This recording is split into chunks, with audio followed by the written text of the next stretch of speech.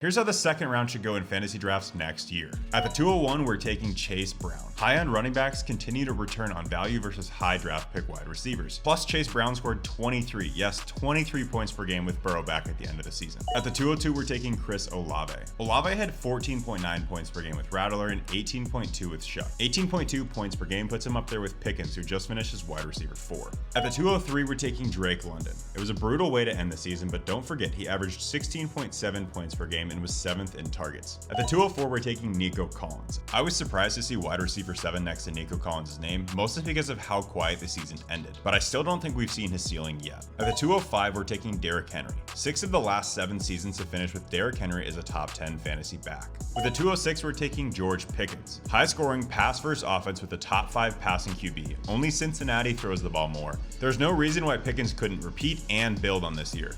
At the 207, we're taking Ashton Genty. He's supremely talented, but the Raiders' offense is anything but predictable. I'm hopeful that Fernando Mendoza improves Genty's fantasy relevance, but for now, most of the hope is speculative. At 208, we're taking Rashee Rice. I had troubles placing Rashee Rice. Only 3 receivers scored more points per game, all first rounders. At the 209 is Malik Neighbors. There's a chance that Malik Neighbors isn't even ready for week 1, which scares me, but this offense could be exciting. We just need Jackson Dart to stay out of concussion protocol, and the Giants could be contenders. At the 210, we're taking Josh Allen. He's been QB1 or 2 for 6 straight years. He's the only QB worth a second round pick. I still lean towards waiting until the mid rounds to grab a quarterback, but I don't fault anyone for wanting to lock up a yearly top 2 quarterback. At the 211, we're taking Travion Henderson. Elite RBs continue to outperform elite wide receivers, and Henderson averaging 17.3 in his last 7 healthy games is enough for me. And at the 212, we're taking Justin Jefferson, another incredibly difficult player to rank. 9 continue to trend up at the end of the season, so I think there's hope for an alpha Justin Jefferson again next year.